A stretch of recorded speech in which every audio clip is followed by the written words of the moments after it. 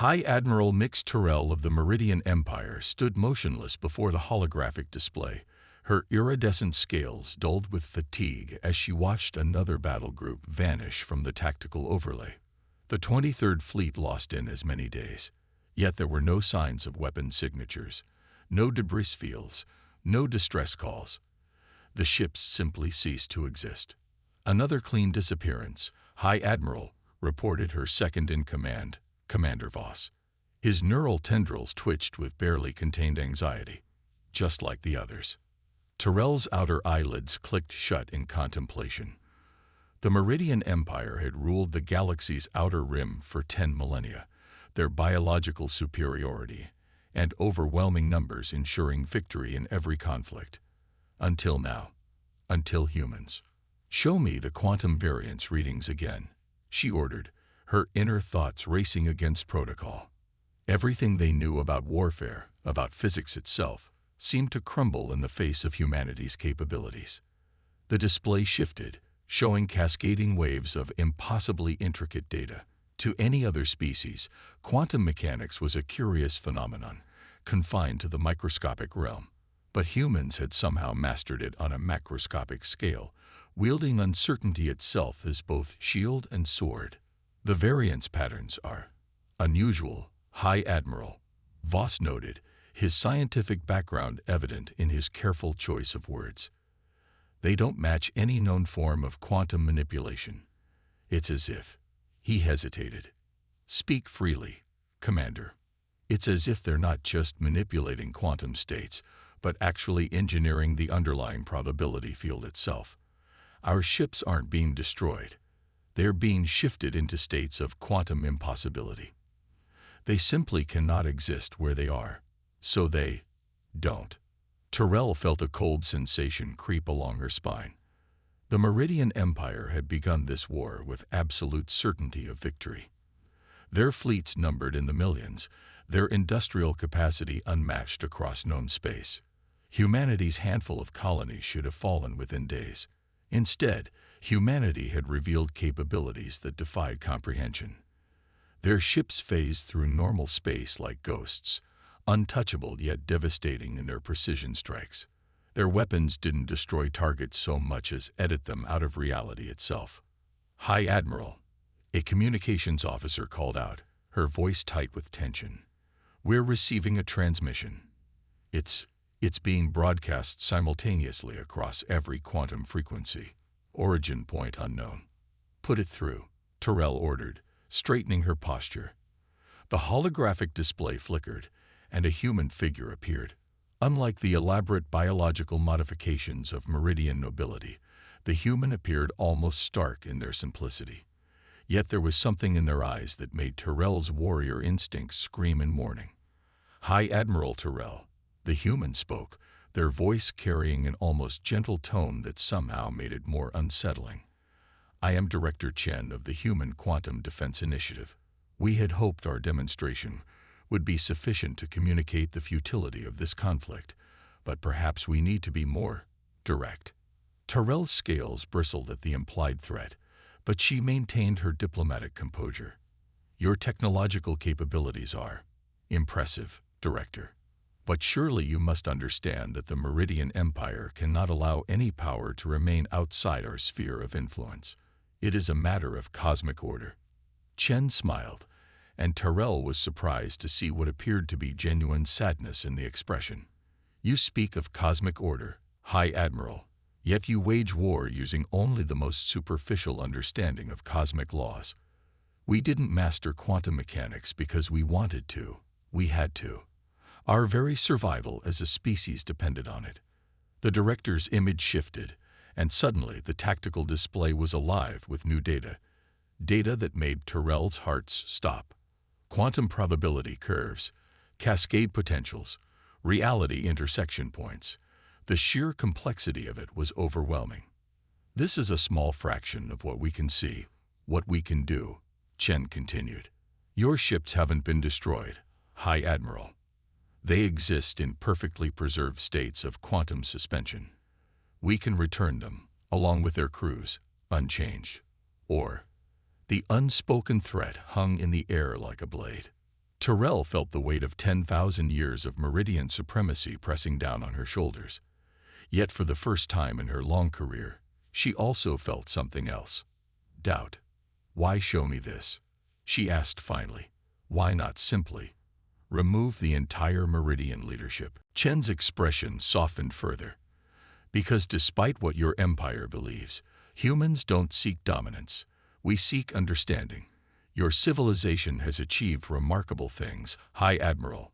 We don't want to erase that. We want to share what we've learned, to grow together. But first, you need to understand that the old ways of thinking about war, about reality itself, are simply no longer sufficient. As Terrell stared at the incomprehensible data swirling before her, she realized that this wasn't just a military defeat. It was a fundamental shift in the galaxy's paradigm. The Meridian Empire had always assumed that biological superiority and overwhelming numbers were the key to power. But humanity had shown them that reality itself was far more complex, far more beautiful, and far more terrifying than they had ever imagined. The war wasn't ending because of superior firepower or tactical brilliance. It was ending because humanity had simply evolved beyond the very concept of traditional warfare. They hadn't just changed the rules of the game. They'd shown that there was an entirely different game being played all along. I will need to consult with the Imperial Council, Terrell said finally, her voice steady despite the revolution happening in her mind. Chen nodded. You have 24 hours. After that, we'll be forced to demonstrate our capabilities on a scale that I genuinely hope won't be necessary. The transmission ended, leaving the command center in heavy silence. Commander Voss approached cautiously. High Admiral, your orders. Terrell continued to stare at the quantum data, seeing patterns within patterns, possibilities within possibilities. The future of the Meridian Empire, perhaps of all spacefaring civilization, would be decided by what she did next. Prepare a quantum-encrypted channel to the Imperial Council, she ordered, and have our scientists begin analyzing this data. Something tells me we're about to enter an age of discovery that will make our past 10,000 years look like a child's first steps. As her crew rushed to comply, Terrell couldn't help but wonder if this was how lesser species had felt when they first encountered the Meridian Empire. Perhaps it was cosmic justice that they now found themselves in the same position, faced with a power that operated on a level they could barely comprehend. The stars looked different to her now, knowing what she knew. They weren't just points of light in the darkness. They were nodes in an impossibly complex quantum web, one that humanity had somehow learned to navigate and manipulate. The war was ending not with a bang, but with the gentle collapse of a quantum wave function, revealing a new reality that had been there all along. The quantum defense grid surrounding Earth rippled with invisible energy as Dr. Sarah Chen reviewed the latest simulation data. From her position in the Quantum Command Center deep beneath the Himalayan mountains, she could monitor every probability fluctuation across human space. The meridians were moving again, but something felt different this time. Director Chen, her AI assistant, materialized beside her workstation. The Meridian Response Fleet is approaching the Arcturus checkpoint. Their quantum signatures suggest they're attempting to mask their presence. Sarah allowed herself a small smile. The Meridians were learning, adapting their tactics based on their observations of human technology. It was exactly what she had hoped for. How many ships?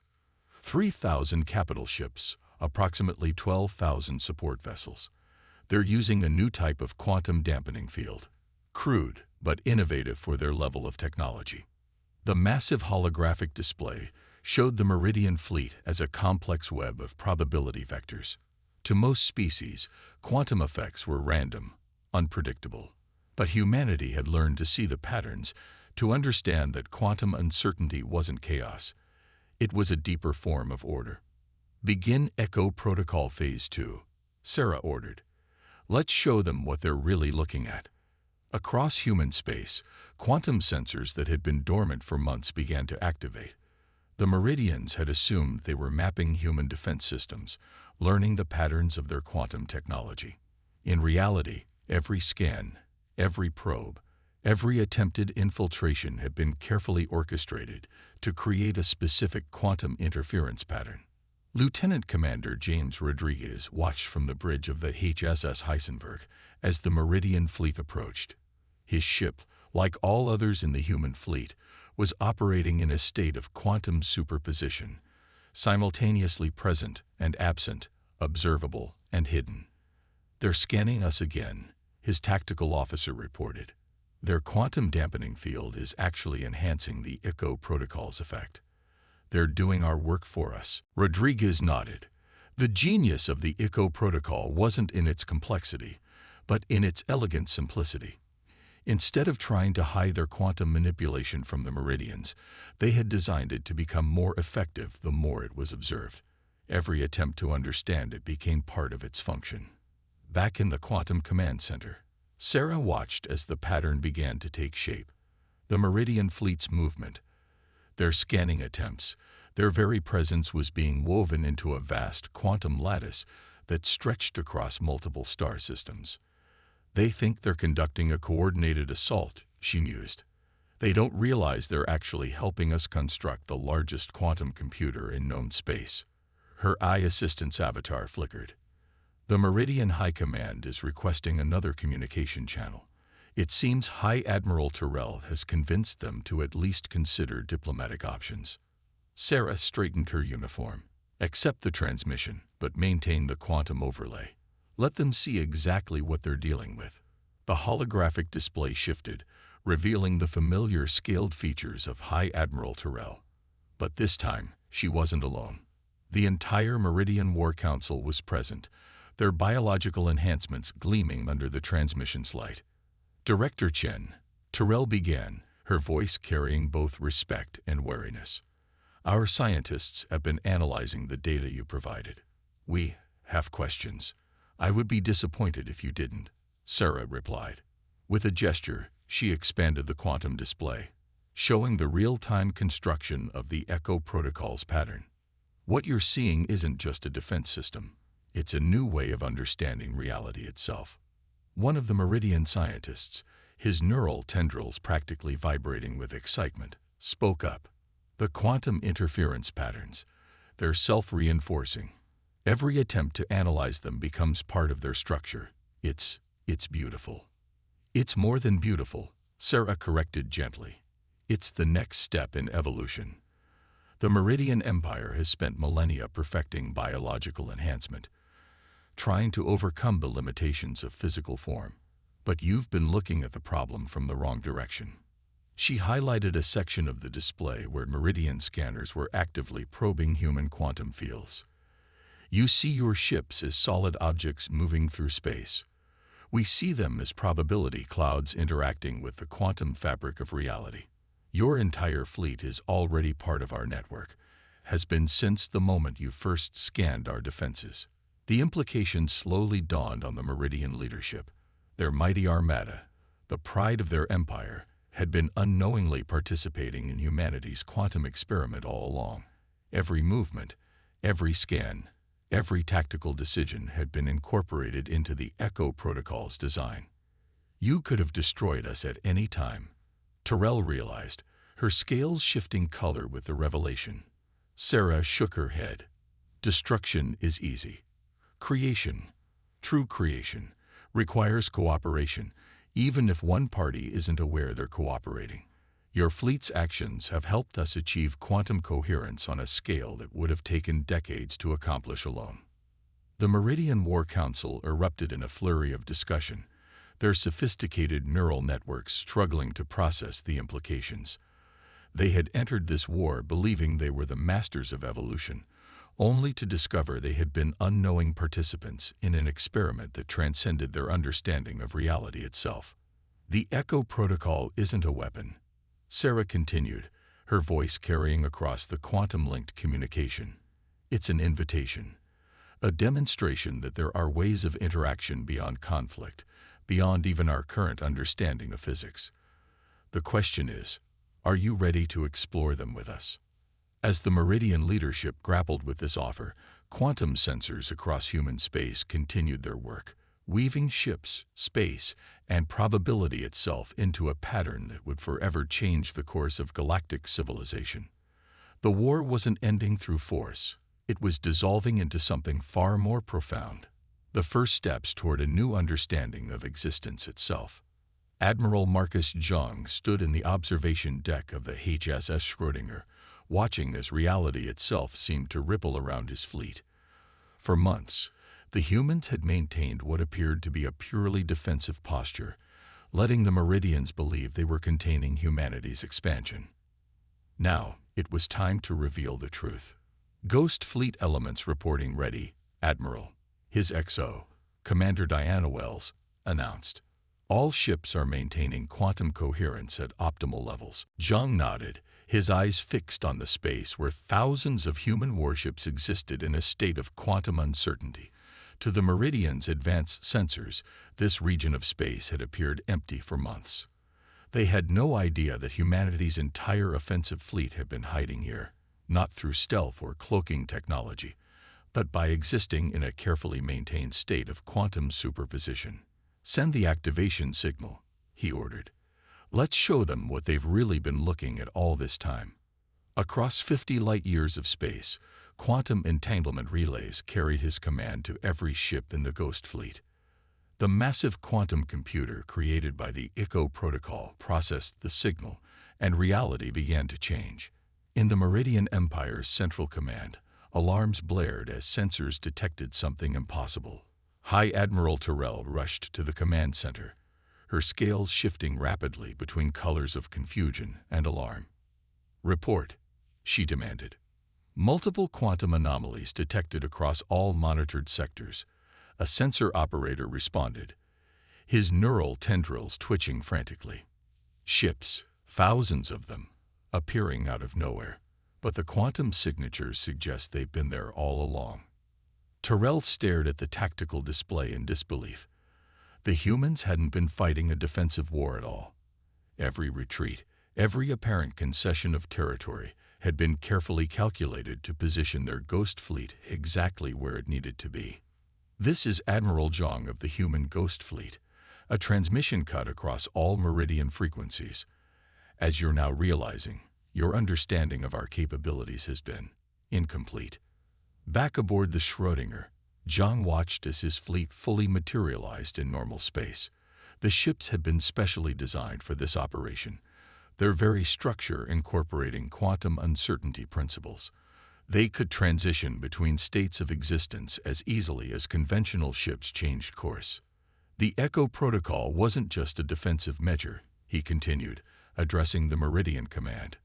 "It was preparing the quantum fabric of space itself for this moment. Every scan you made of our territory, every probe you sent, every battle you thought you were winning, all of it helped us create the conditions necessary for our fleet to operate." Commander Wells approached with a datapad. "All ships report successful phase transition, Admiral. The Meridians are attempting to reorganize their forces, but they're scattered across too much territory. They never saw the need to maintain a concentrated fleet when they thought they were winning." Jung allowed himself a small smile.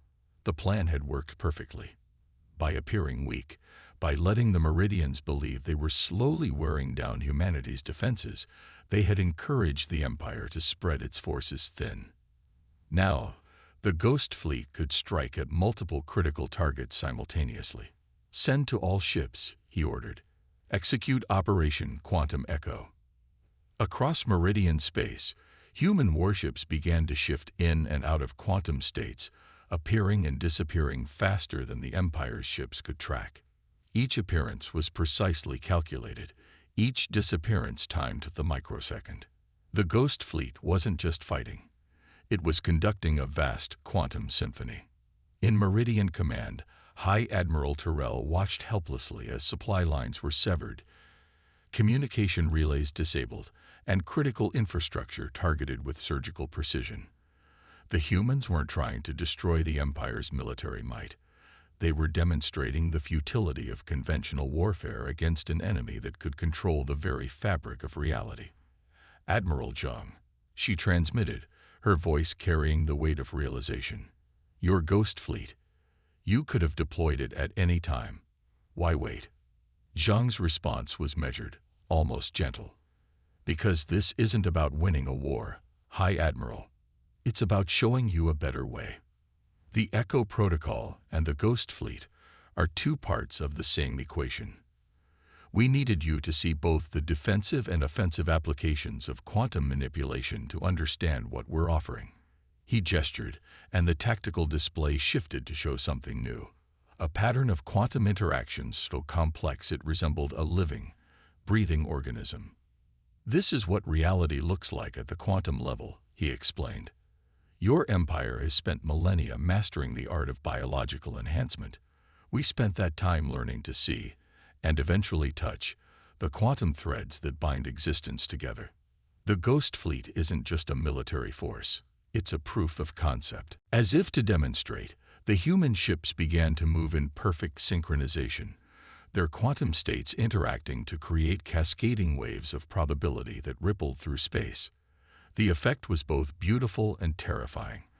A dance of ships that existed simultaneously in multiple states, their very presence rewriting the local laws of physics. The war ends today, John declared, not because we're destroying your forces, but because we're showing you that warfare itself is obsolete. Your ships can't fight what they can't predict, and you can't predict what exists in a state of quantum uncertainty.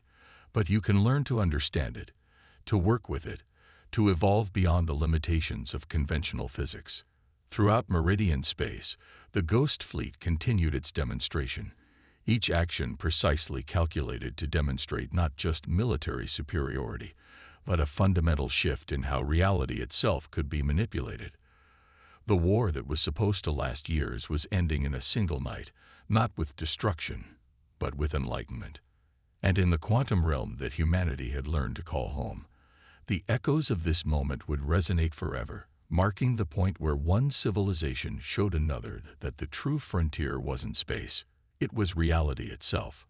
Dr. Maya Patel stood before the assembled leadership of both humanity and the Meridian Empire in the quantum-stabilized conference chamber aboard the HS Planck. The room itself was a testament to human advancement, existing simultaneously in multiple quantum states while remaining perfectly stable for its occupants. Through the transparent walls, they could see both normal space and the quantum realm overlaid, a view that had the Meridian representatives shifting colors in barely contained awe. What you're about to witness, Maya began, her voice steady despite the historical weight of the moment, is what we call the Quantum Whisper Protocol. It's the culmination of everything we've shown you so far, and the real reason we chose to reveal our Ghost Fleet. High Admiral Terrell, now serving as the Meridian Empire's chief diplomatic representative, leaned forward. Her scales had taken on the deep blue of intense concentration. You mean your entire military demonstration was merely a prelude? In a way, Maya smiled. The Ghost Fleet showed you how we can manipulate quantum states on a macro scale. The Echo Protocol demonstrated our ability to create vast quantum computing networks. But the Whisper Protocol, this is how we communicate with reality itself. She gestured, and the quantum overlay of the room shifted. The assembled delegates found themselves surrounded by streams of probability, waves of quantum potential that flowed and merged like rivers of light. Humanity's greatest discovery wasn't how to manipulate quantum states, Maya continued. It was realizing that consciousness itself is a quantum phenomenon. The universe isn't just a collection of particles and forces. It's a vast network of interconnected quantum events, all influencing each other across space and time. From her console, Maya initiated the demonstration. The quantum streams around them began to pulse with new patterns, and suddenly every person in the room, human and Meridian alike, could feel something extraordinary. It wasn't a physical sensation, but rather a fundamental shift in perception. What is this? One of the Meridian scientists asked, his neural tendrils undulating with excitement and fear. You're experiencing direct quantum entanglement with the fabric of space-time, Maya explained. Your consciousness is temporarily linked to the quantum field itself. This is how we navigate the quantum realm, not through technology alone, but through a merger of mind and quantum reality. The demonstration continued as Maya guided them through layers of quantum interaction that the Meridians had never imagined possible. They saw how quantum entanglement wasn't just a phenomenon between particles, but a fundamental property of consciousness and reality itself. The humans hadn't just mastered quantum technology. They had evolved to become quantum beings. Our ships don't just use quantum mechanics, Maya revealed. They're extensions of human consciousness, operated by crews who can perceive and manipulate quantum states directly. The Ghost Fleet wasn't hidden by technology. It was hidden because our crews chose which quantum state they wanted their ships to occupy. The implications hit the Meridian delegation like a physical force. Their empire had spent millennia pursuing biological perfection, enhancing their bodies and minds through genetic engineering and cybernetic implants. But humans had taken an entirely different path, developing the ability to interface directly with the quantum foundation of reality. This is why conventional warfare against humanity was never possible, High Admiral Terrell realized, her scales shifting to the white of profound understanding. You don't just control quantum states, you are quantum states. Maya nodded. And this is what we're offering to share. The Quantum Whisper Protocol isn't a weapon or a defense system. It's a teaching tool, a way to help other species begin to perceive and interact with quantum reality. We could have used it to end the war immediately by simply shifting your entire fleet into an alternate quantum state. Instead, we chose to show you step by step what was possible. The room fell silent as the implications sank in.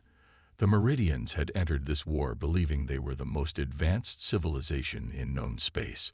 Now they realized they had been operating on an entirely different level of existence than their opponents. Your empire is built on the principle of biological superiority, Maya continued.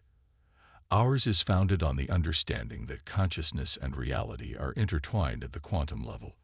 We don't need to modify our bodies because we've learned to extend our consciousness into the quantum realm itself.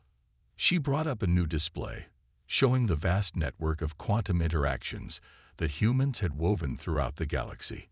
Every battle, every encounter, every scan the Meridians had performed had added to this network, creating a vast quantum web that connected all of space. This is the true face of reality, Maya said softly, not ships and weapons and territory, but an infinite dance of quantum possibilities. Your empire has spent thousands of years trying to conquer space. We invite you to help us explore reality itself. As the demonstration continued, the Meridian delegates began to understand that they weren't just witnessing the end of a war, they were seeing the birth of a new era in galactic civilization. The humans hadn't defeated them. They had opened their eyes to a level of existence they never knew was possible.